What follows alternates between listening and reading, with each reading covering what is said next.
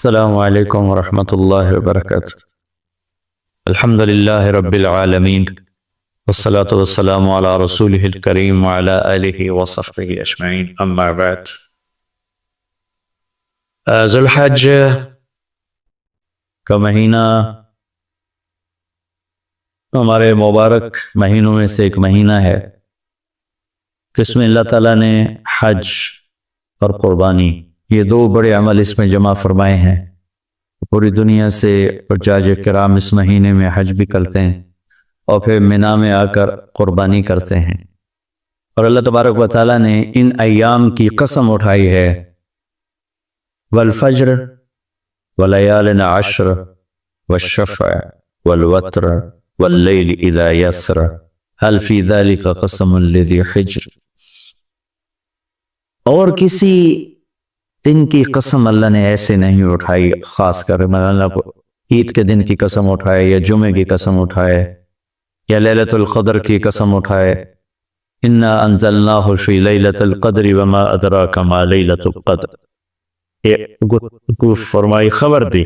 لیکن والفجر یہ قسم ہے فجر کی، اس سے مراد 10 تاریخ کی صبح جو 9 کا دن گزار کے حج کا دن ہوتا ہے، اور وہ گزار کے جب 10 کی صبح یعنی قربانی کی جو صبح ہو گئے، اللہ نے والفجر اس کی قسم اٹھائی۔ پھر ولیال عشر، یکم سے 10 ذو الحج کی جو راتیں ہیں ان کی قسم اٹھائی۔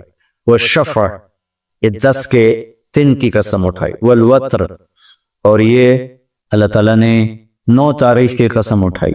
واللیل اذا یسر، اور یہ 9 اور 10 کی درمیانی رات کی اللہ تعالیٰ نے قسم اٹھائی۔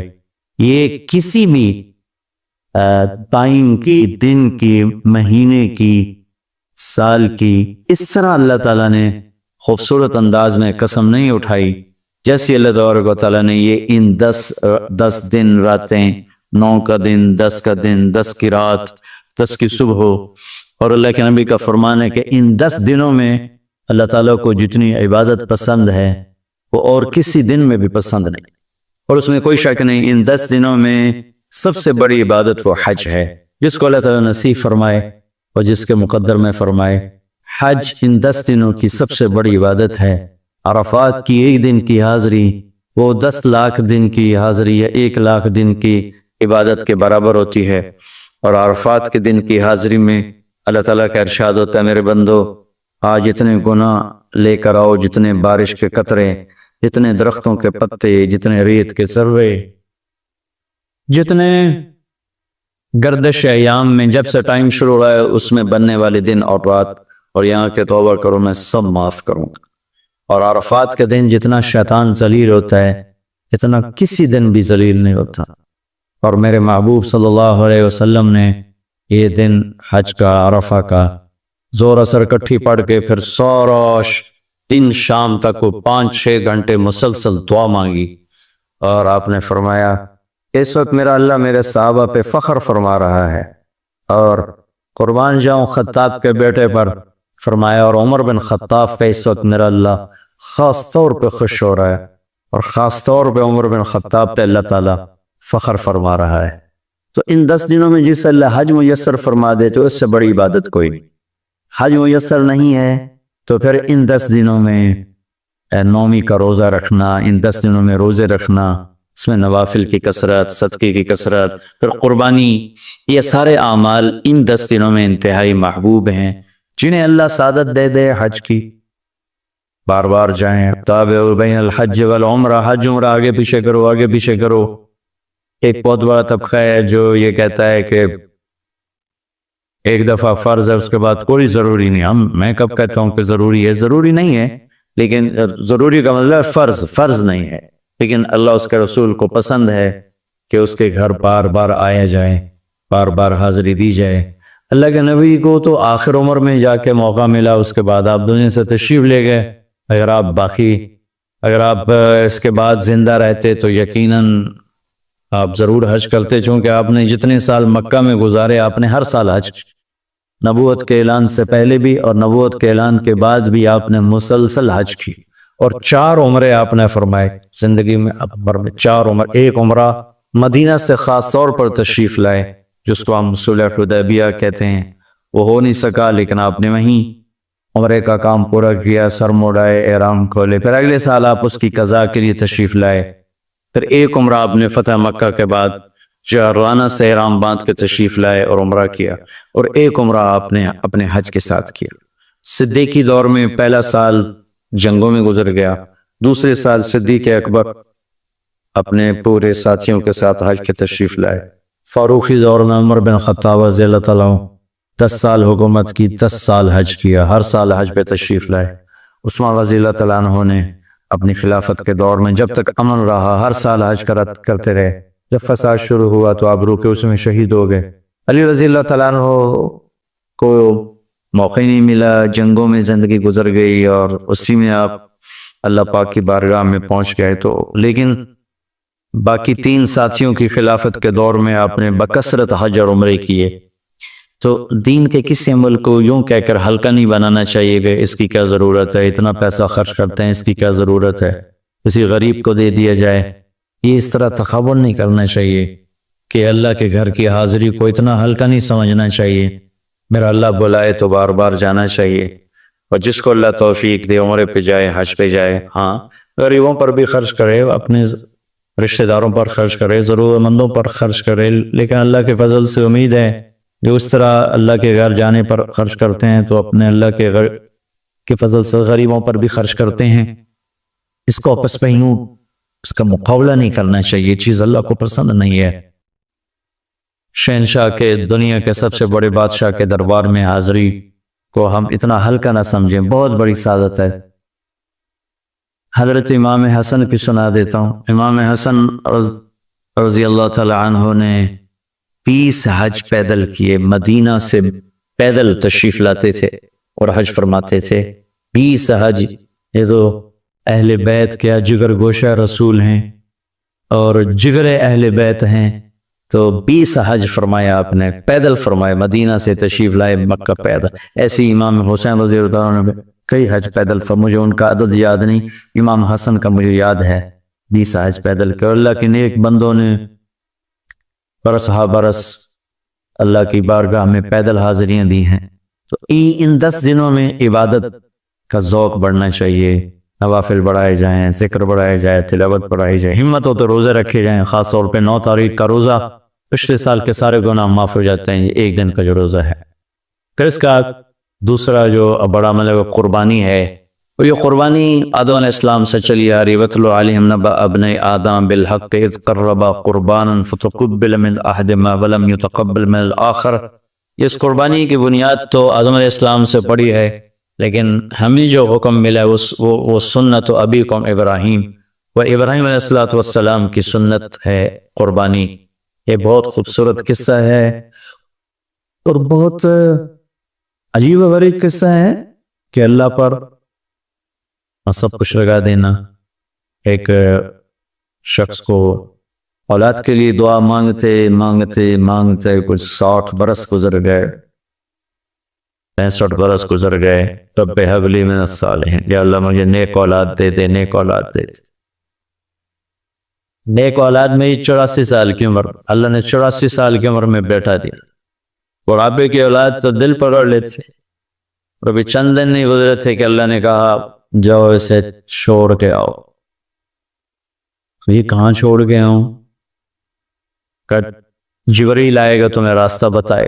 تو جبریل انسانی شکل میں آئے، وہ براق کی طرح نہیں یہ سفر ہوا کہ ایک دم میں پہنچا دیا، بلکہ جبریل انسانی شکل میں آئے، اونٹنی پر سوار ہو کر، ابراہیم علیہ السلام دوسری اونٹنی پر، بچہ اور بیگم، اور ان کو فلسطین سے چلایا، اور چلاتے چلاتے چلاتے چلاتے جب مکے کے کالے پہاڑ آ گئے جہاں کچھ بھی نہیں ہے، نہ پانی نہ سایہ، پھر یہاں چھوڑ دو۔ بیت اللہ ٹیلا تھا اس وقت، یہاں چھوڑ دو۔ تو ابراہیم علیہ السلام جو آگ میں ڈلتے ہوئے نہیں گھبرائے، یہ بات سنے تو گھبرا کر کہنے لگے یہاں کیسے چھوڑ دوں، یہاں تو کچھ بھی نہیں ہے۔ تو جبریل نے کہا جی آپ کے اللہ کی منشا ہے کہ اس بچے کو یہیں چھوڑ دیا جائے۔ تو نے وہیں چھوڑا اور واپس چل دیا۔ حضرت حاجرہ حیران پریشان ہو گئے، یہ کہاں چھوڑ کے جا رہے ہو، کیوں چھوڑ کے جا رہے ہو؟ جواب نہیں دے رہے، 3 میل ان کے ساتھ چلتے نہیں، وہ جواب ہی نہیں دے رہے۔ 3 میل کے بعد ان کو یاد آئی یہ تو اللہ کے نبی ہیں. اللہ امرک، ابراہیم کا یہ اللہ کا حکم ہے. کہاں اللہ کا حکم؟ اذن لن یضیعن اللہ، جاؤ پھر اللہ مجھے ضائع نہیں کرے گا. اس طرح بنیاد رکھی، بچے کو ایسے جنگل میں چھوڑا. جب وہ بڑے ہو گئے تب حکم آیا جاؤ ذبح کرو. تو اب آپ کی عمر ہو چکی ہے کوئی 92 سال یا 94 سال، 90 پلس ہے، 100%. فلسطین سے چلے مکہ جا رہے ہیں. کیا کرنے جا رہے ہیں؟ بچہ ذبح کرنے جا رہے ہیں. کوئی مرغی اور بکرا ذبح کرنے نہیں جا رہے. پھر ان کو تیار کرا کے مینا کی وادی میں لا کر کہ بیٹا اللہ کا حکم ہے تمہیں ذبح کر.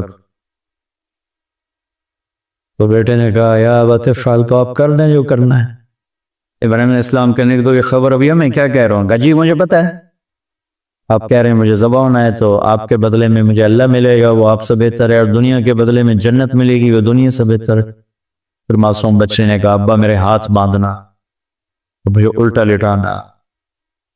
اور پھر فرمایا کہ مجھے اپنا کرتا اتارا اور کہا کہ یہ میری اماں کو دے دینا، میری نشانی رہے گا، اور آپ اپنے کرتے میں مجھے کفن دے کے ادھر دفن کر دینا. تو ان کے ہاتھ باندھے، پاؤں باندھے، الٹا لٹایا، اپنا گھٹنا رکھا ان کی کمر پر، ان کے سر کے بال اٹھایا تھوڑا سا اوپر کر کے نیچے چھری چلانے کے لیے. ایک آدمی بال دے، ایک آدمی چھری، تو یوں آسمان کو دیکھا کہ اللہ تو مجھ سے ناراض ہو گیا ہے کہ اسماعیل کی محبت نے میرے دل میں جگہ پکڑ لی ہے. نہیں میرے مالک، میرے دل میں تیرے سوا کچھ نہیں ہے، اگر میرا کوئی امتحان ہے تو پاس کر دے. میرے دل میں تیرے سوا کچھ نہیں، اور اگر تم مجھ سے ناراض ہے تو اپنی ناراضگی دور کر دو، چھری چلا دو. تو میرے مالک نے اسماعیل کو نکال کر چھترے کو ڈال دیا، چھترا، اور آنکھ کھلی تو آنکھوں پر پٹی تھی، کھولی تو آگے چھترا ذبح تھا. نبی پاک صلی اللہ تعالی علیہ وسلم قربانی کے موقع پر 2 چھترے، بکرا نہیں، بھیڑ نہیں، گائے نہیں، بھینس نہیں، 2 چھترے ذبح فرماتے تھے قربانی کے، ایک اپنی طرف سے، ایک امت کی طرف سے. حج کے موقع پر آپ نے 63 اونٹ ذبح کیے، 63 اونٹ، جو ایک اونٹ میں 7 آدمی ہوتے ہیں، ایک اونٹ میں 7 آدمی ہوتے. تو 441 قربانیاں آپ نے کی اپنی طرف سے، اور مالداروں کو پیغام دیا کہ قربانی خوب کرو. لیکن ہمارے ملک میں ایک عجب چیز چل گئی، بیل لے لیا، 20 لاکھ کا بیل لے لیا. یہ صرف فخر ہے، ریا ہے اور بناوٹ ہے، دکھاوا ہے. آپ 20 لاکھ کے بکرے خریدیں تاکہ غریبوں کو گوشت پہنچے. 20 لاکھ کا ایک بیل لے کے آپ نے کون سا سمجھداری کا، عقل مندی کا کام کیا؟ میں وہ کراچی مجھے لے گئے منڈی میں، تو 5-5 لاکھ کے بکرے کھڑے ہوئے، تو میں تو حیران پریشان ہو گئے. بکرے کی قیمت 5 لاکھ. تو وہ جو مالدار لوگ ہیں ان میں ایک مقابلہ بن گیا ہے اور ایک فخر بن گیا ہے، جی میں 20 لاکھ دا ذبح کیتا، میں 10 لاکھ دا ذبح کیتا، ہم نے تو بھائی 50 لاکھ کا ذبح کر دیا. میں آپ سب بھائیوں کی منت کرتا ہوں، اللہ نے آپ کو رزق دیا ہے تو آپ بیوقوف نہ بنیں، آپ اس کو صحیح خرچ کریں. آپ 20 لاکھ کے جانور خریدیں، 20 لاکھ کے آپ بکرے لے لیں، 20 لاکھ کے آپ عام درجے کی گائے لے لیں، آپ بھیڑے لے لیں، آپ اونٹ لے لیں، بیل لے لیں، 20 لاکھ کے بیل لے لیں، تو کتنی بڑی قربانی ہوگی اور کتنے غریبوں تک وہ کھانا جائے گا. 20 لاکھ کا ایک بیل لے کر آپ نے کیا کمایا؟ کون سی نیکی کمائی آپ؟ تو میں اگر کوئی میری بات پہنچ جاتی ہے کسی ایسے میرے بھائی تک جو ایسا شوقین ہے، یقیناً اس نے اللہ کے لیے بہت بڑا قدم اٹھایا کہ 20 لاکھ خرچ کر دیے ہیں، لیکن تھوڑی سی نادانی سے کام لیا ہے، بلکہ بہت بڑی نادانی سے کام لیا ہے. تو 20 لاکھ ضرب 4-5 من 10 من گوشت پہ لگا دیے، جبکہ اس میں سے 1000 من گوشت نکل سکتا تھا. اگر وہ 20 لاکھ کے بکرے لے لیتے، 20 لاکھ کے بھیڑے لے لیتے، چھترے لے لیتے، دمبے لے لیتے، 20 لاکھ کے گائے عام خرید لیتے اور بچڑے لے لیتے، تو کتنے غریبوں تک یہ گوشت چلا جاتا. تو تو یہ میرے ملک میں یا خاص طور پر شہروں میں، کراچی میں تو پاگل ہوئے پڑے ہیں لوگ، جو کراچی منڈی انہیں دکھائی تو حیران پریشان ہو گیا کہ یہ کیا حماقت ہے، نادانی. اور پھر ان بیلوں کو وہ پستے کھلا رہے، بادام کھلا رہے، مکھن کھلا رہے، دودھ پلا رہے. وہ بیچارہ بیل بھی تھک موٹا ہو، بیچارہ تھک کے کھڑا ہوتا ہے. میں نے جلدی فارغ کرو، ذبح کرو، اس کی جان پزی ہوتی ہے. تو میں مالدار بھائیوں سے عرض کرتا ہوں کہ ایسی نادانی کے کام نہ کریں. اس قربانی کو اس طرح کریں کہ غریبوں کے لیے ایک دن اللہ نے رکھا ہے تو اس طرح کریں کہ غریبوں کو نفع پہنچے. یہ اس نادانی سے توبہ کریں. ایک بیل 10 لاکھ کا لے لیا، ایک بکرا 5 لاکھ کا لے لیا، اس میں کتنا پیسہ آپ نے ایک تھوڑے سے بہت تھوڑا نفع کمایا، بہت زیادہ خرچ کیا. اس کے ساتھ آپ بہت بڑا نفع، چونکہ قربانی کے جانور جب ذبح ہوتے ہیں تو جتنے اس کے جانور کے جسم پہ بال ہوتے ہیں اتنی نیکی لکھی جاتی. 20,000 کا بکرا اچھا مل جاتا ہے تو 1 لاکھ میں 5 بکرے آ جاتے ہیں، اور 5 لاکھ میں 25 بکرے آ جاتے ہیں. ایک بکرا 5 لاکھ کا لیا، اس کے جسم پہ فرض کرو 1 لاکھ بال ہیں اور آپ نے 25 لیے تو 25 لاکھ آپ کی نیکیاں بڑھ گئیں. تو یہ بہت نادان طرز چل رہا ہے. میں آپ سب کی منت کرتا ہوں کہ اس طرح پیسہ ضائع نہ فرمائے. اللہ کی دی ہوئی امانت ہے. ایک بیل آپ نے 20 لاکھ کے لے لیا، 20 لاکھ میں تو 100 بکرے آ سکتے. 100 بکروں کے ذریعے سے کتنے لوگوں کی خدمت کی جا سکتی ہے. تو اس قربانی کو شوق سے بھی کریں. اور مستحب یہ ہے کہ جس کے پیسے جو قربانی کر رہا خود ذبح کرے یا اس کی جگہ کھڑا، اس جگہ ذبح کرنے والے کے پاس کھڑا ہو. قربانی کے گوشت میں سے قربانی کی قیمت نہ دی جائے، قربانی کی اجرت نہ دی جائے، اجرت اس کے علاوہ دی جائے، اور اس کی کھال کا صدقہ کر دیا جائے. جہاں آپ مناسب سمجھیں وہاں آپ اس کا صدقہ کر دیں تاکہ وہ بھی اللہ کے راستے میں خرچ ہو جائے، استعمال ہو جائے. تو ان 10 دنوں کی اللہ تعالیٰ نے بڑی فضیلت رکھی ہے. اللہ تعالیٰ ہمیں ان کی قدردانی کی توفیق نصیب فرمائے. السلام علیکم.